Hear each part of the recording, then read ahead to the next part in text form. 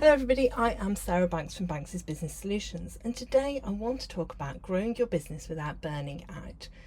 Nearly every business owner that I speak to talks about how they don't have enough time to do everything, they never get a break, and they don't know how they can grow their business without burning out.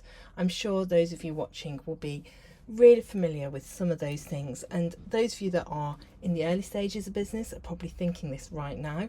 And those that are a little further along have probably started to find ways to resolve these problems. I know that in the early days of having my business, I often felt like this. And once I started to ask for help, it was a game changer. Things that took up a lot of my time, I was able to pass on to somebody else, and it felt like a real sense of relief.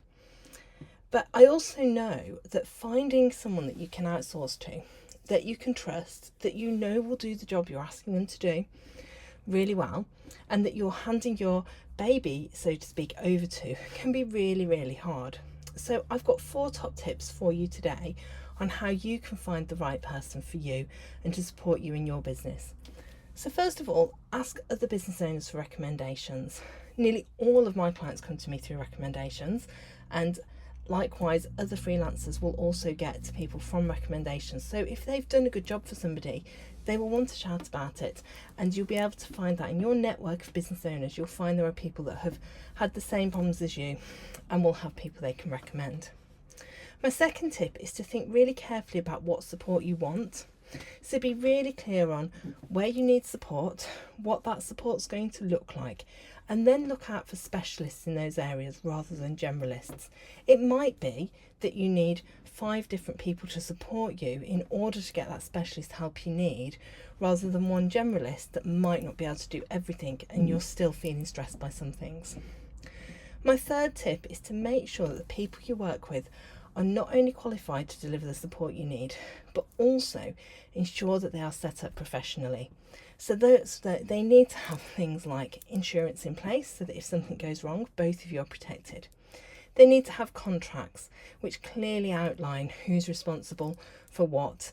Things like data protection are covered in those contracts. They need to register with the ICO as a data controller, which goes back to data protection. So make sure that they have those things in place and you've checked those with them.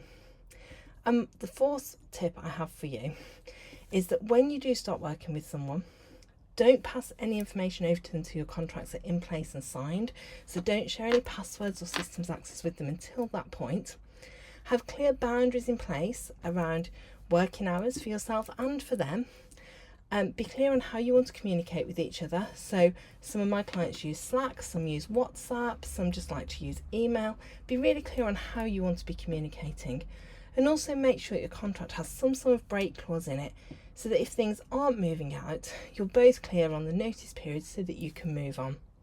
I hope that this helps you, and I'd also like to suggest that you have a look at my outsourcing videos that I've done recently, where I've interviewed some of my clients to ask them about the experience of outsourcing, not just to me but to other freelancers as well, because some of them have worked with other people too, and that will help to give you a little bit of an idea about the benefits of outsourcing for you as you grow and develop your business.